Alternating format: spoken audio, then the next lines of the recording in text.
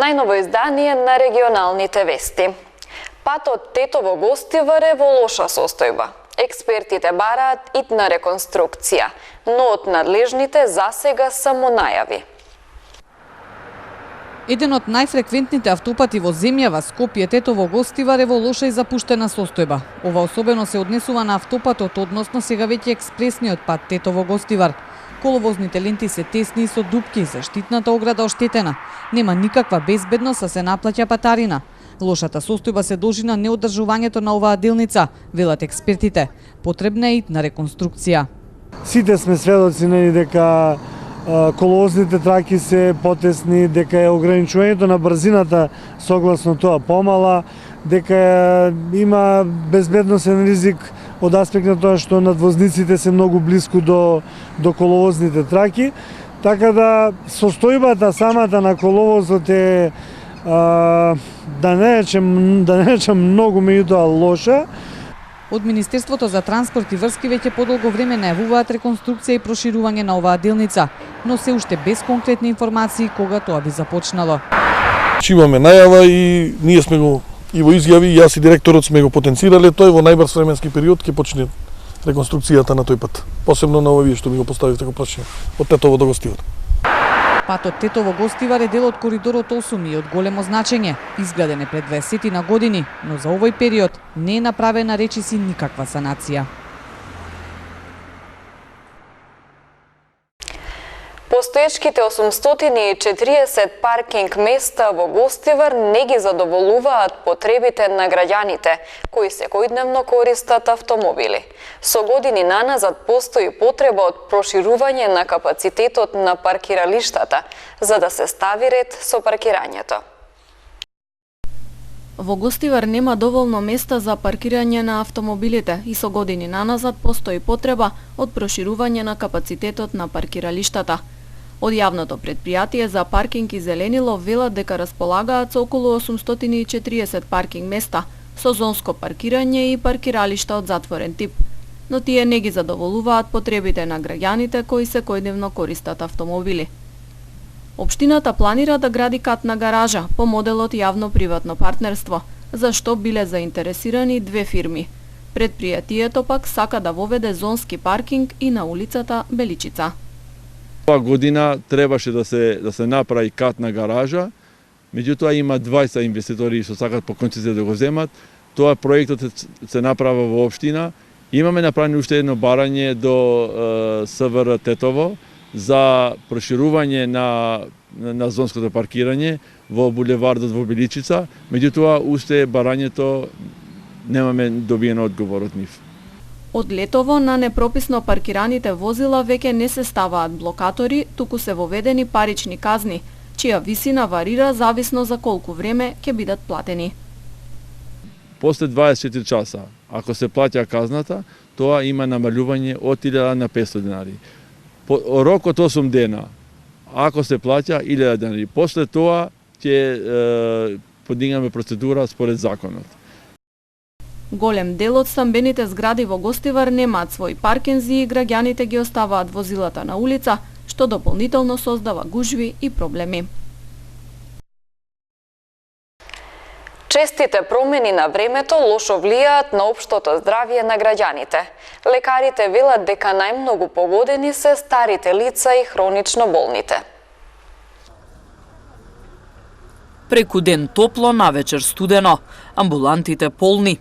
Зголемена е фреквенцијата на луѓе кои се соочуваат со тегоби заради честата промена на времето. Се јавуваат сезонските вирози, кои најчесто вклучуваат покачена температура, затнат нос и болка во грлото. Последните денови веќе сме сведоци дека почна оние пациенти што да се жалат од сезонските вирози, кои се попратени со температура, со кашлица, со гушоболка, со проблеми со носот, течење на носот или затнат нос. Ние секогаш даваме и симптоматска терапија, даваме антипиретици, односно препарати за температура, даваме деконгестиви за носот, даваме некој сируп кај што има потреба за кашлицата, но значи ги санираме оние симптоматски проблеми, оние симптоми кои ги имат пациентите, со големо внимание да не препишуваме антибиотик без потреба, односно таму каде што има потреба, со крвна слика, со бриз од нос или од грло, со точна диагноза дека имаме проблем, тогаш нормално се впуштаме и да препишеме антибиотик. Најмногу погодени се старите лица и хронично болните. Лекарите со препораки за нив, но и за сите други групи на граѓани. Да внимават со облеката која да им биде прилагодна за временските прилики, да прават прошетки во природата, бидејќи се добро дојдени, нели времето е убаво за прошетки, да не седат во затворени простори, да не седат таму кај што има пациенти со некоја таква инфекција, со некоја вироза, и тие што се со вироза, и тие ги советуваме да излегуваат, да не седат во затворени простори, поготово во простори каде што се пуши, бидејќи тоа знаеме и како е штетно. Оние што се ранливи категории, да речеме, или со болести, ни за други болести, да земат редовно нивната терапија и она симптоматска терапија која ја препишуваме. Да не доаѓат без потреба, да речеме, во болниците, бидејќи фреквенцијата е тука многу голема, па знаеме дека вирусот знае многу брзо да се прошири и на овие гужви тука, по овие наши одници, ако еден е болен таков, може да разболи и неколку други пациенти, така да викаме и им велиме постојано 1, 2, 3 дена да почнат со повеќе консумирање на повеќе течности, земење на аналгетици, антипиретици, кога веќе нивната здравствена состојба е влошена, посериозна, нормално тогаш да се јават кај нивните матични лекари за да земат натамошни препораки како со нивното здравје. Лекарите апелираат особено да се обрне внимание и на малите деца, кои се почувствителни и имаат поголем ризик од добивање настинки и вирози. Речиси 22% од вкупното население во нашата земја живее под прагот на сиромаштија, покажува најновата статистика. Според податоците на Државниот завод за статистика, во 2018 година стапката на сиромашни лица во Република Северна Македонија изнесуваше 21,9%. Основа за пресметките на сиромаштијата се приходите, а прагот на сиромаштијата е дефиниран на 60% од медијалниот еквивалентен приход. Само за подсетување, во 2017 стапката на сиромаштија беше 22,2%, додека пак во 2016 исто како и лани, 21,9% од населението.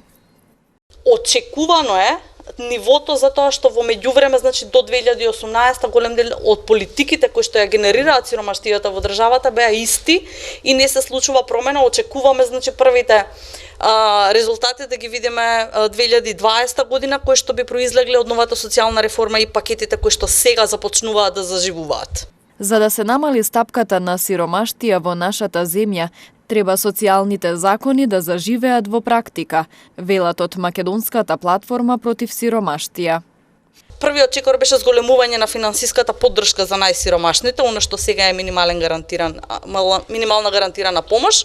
Вториот момент е голем број на сервиси и услуги кои што ќе им го олеснат животот на граѓаните и ќе им помогнат полесно да дојдат до институциите кои што би требало, нели, да им помогнат во наоѓање на работа и остварување на правата. И третото, секако не помалку важно, туку најтешко во приказката, зголемена активација, вработување, помош при барањето работа, отварање на квалитетни работни места со достоинствена плата. Тие се во европски рамки решенијата, очекуваме дека и тука ќе функционираат. Ние будно следиме состојбата и доколку видиме дека нешто не е во ред онака како што е пропишано, ќе интервенираме да се менува. Анализирано по типови домаќинства, стапката на сиромаштија на домаќинствата составени од двајца возрастни со 2 издржувани деца во 2018 година е 22%. Според најфреквентниот статус на економската активност, стапката на сиромашни вработени лица е 8,8%, додека стапката на сиромашни пензионери е 7,9%. Коефициентот на Джини, односно мерка за нееднаквост во распределбата на приходите, изнесува 31,9%. 77-годишен тетовец починал откако паднал во водоводна шахта. 62-годишен жител на Тетово пријавил семејно насилство од неговата сопруга. Вчера околу 11 часот и 30 минути во СВР Тетово пријавено е дека 77-годишникот Тетово паднал во водоводна шахта со вода во дворот од неговата куќа во Тетово и починал. Јавен обвинител и екипа од СВР Тетово извршиле увид и при тоа не се констатирани траги на насилство, пошто телото на починатиот предадено му е на семејството. 62-годишен тетовец вчера вечер околу 23 часот и 30 минути пријавил семејно насилство од неговата 50-годишна сопруга, со која подолго време имале нарушени односи, а која околу 16 часот физички го нападнала. Се преземаат мерки за расчистување на случајот. Вчера вечер околу 23 часот 28-годишна жителка на гостиварско Ѓорѓевиште пријавила дека во угостителски објект во близина на наплатната станица Тетово, во кој била со две лица на возраст од 43 години и 36 годишна жена, сите од гостиварски градец, физички биле нападнати од сопственикот на објектот, 47 годишникот Тетовска Мала Речица. Се преземаат мерки за расчистување на случајот, информираат од СВР Тетово. 2300 сообраќајни прекршоци открила полицијата само во текот на минатиот месец на Тетовското подрачје. Полициски службеници на секторот за внатрешни работи Тетово минатиот месец на поширокото Тетовско подрачје откриле и законски санкционирале 2300 различни видови сообраќајни прекршоци, додека вкупниот број на контролирани возила и возачи изнесувал 5252. Поради констатирани различни видови прекршоци согласно Законот за безбедност на сообраќајот на патиштата и Законот за возила, од сообраќај биле исклучени 128 возила. Најмногу од исклучените возила, односно 95, биле со истечена регистрација до и над 30 дена. Кај 13 утврдена е техничка неисправност, претежно на сопирачките и уредите за управување, а кај 20 претовар. Во текот на октомври од сообраќај биле исклучени 338 возачи, од кои 179 управувале без возачка дозвола, 10 со несоодветна категорија, 8 со важечка забрана, 68 возачи почетници и 73 возачи кои управувале возила под дејство на алкохол. Откриените сообраќајни прекршоци минатиот месец заокружени се со соодветни санкции.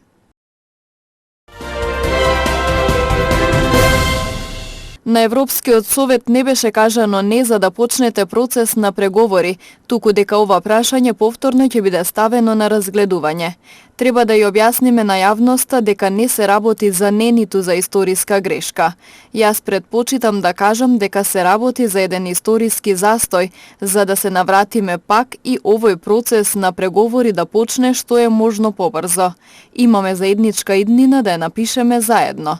Ова беа клучните пораки кои председателот на Европскиот парламент ги упати денеска пред пратениците, високиот државен врв, лидерите на верските заедници и представниците на дипломатскиот кор во своето обраќање во Собранието на Република Северна Македонија. Ова блокада која што се случи не е една, туку е само еден мал застој, еден преоден момент во кој што почувствувавме и свативме дека околу Северна Македонија постои големо внимание и дека постои огромен број од земји, од сите европски институции, од Европскиот парламент, од Европскиот совет, од Европската комисија, кои што се убедени дека овој процес на преговорите треба да започне и тоа што е можно поскоро. Ние имавме, како што знаете, имавме некои забелешки и резерви искажани од страна на неколку земји, но ние сме убедени дека нивните размислувања во овој момент ќе бидат повторно разгледани и дека разочарувањето кое што го произведе во Северна Македонија и во Албанија не треба да не придружуваат, треба да бидат надминати со храброст, бидејќи имаме потреба да го дефинираме што е можно подобро просторот на Европската Унија. Знаеме дека Западниот Балкан е во тој простор, имаме заедничка историја, имаме заедничка традиција, имаме заеднички чувства. И тоа природно ќе биде нашата сила, ќе биде нашето наследство кое што ќе оставиме на младите во Северна Македонија, кои што се разбира гледаат природно како природен процесот на пристап кон членството на Европската Унија. Тоа е историја која што треба да ја направиме заедно, да ја напишеме заедно.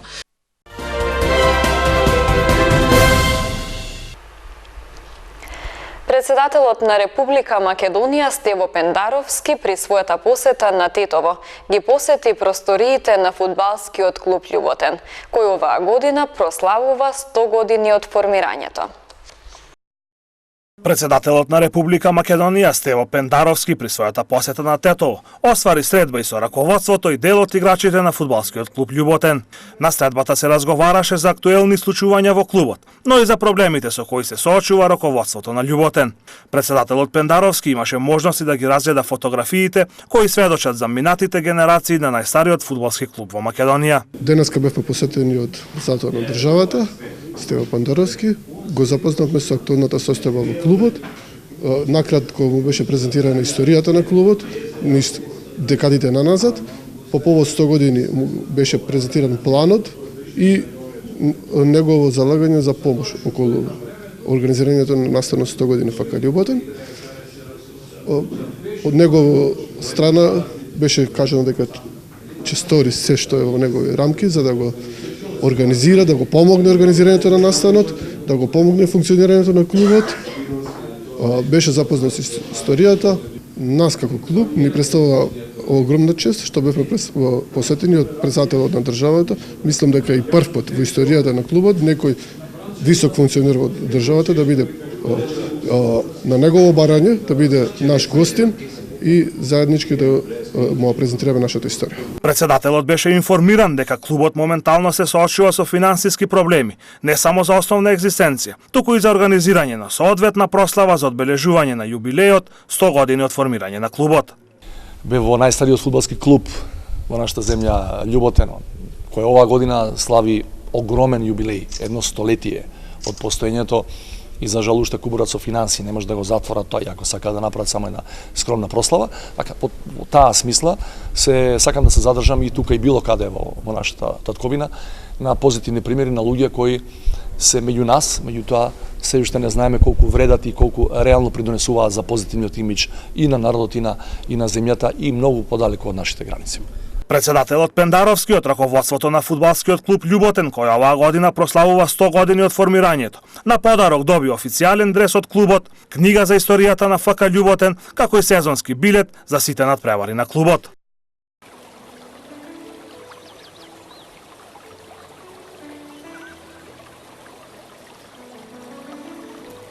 Времето денес беше сончево со мала облачност. Дуваше слаб до умерен ветер од јужен и југоисточен правец. Температурите се движеа во интервал од 5 до 13 степени Целзиусови.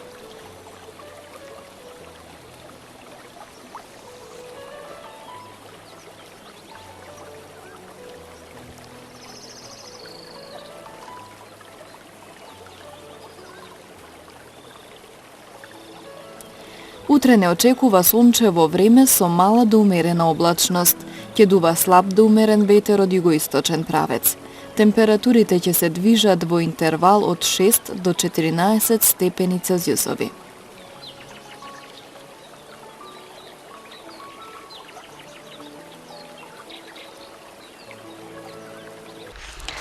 Овде е крајот на регионалните вести. Ви благодарам на вниманието. Пријатно.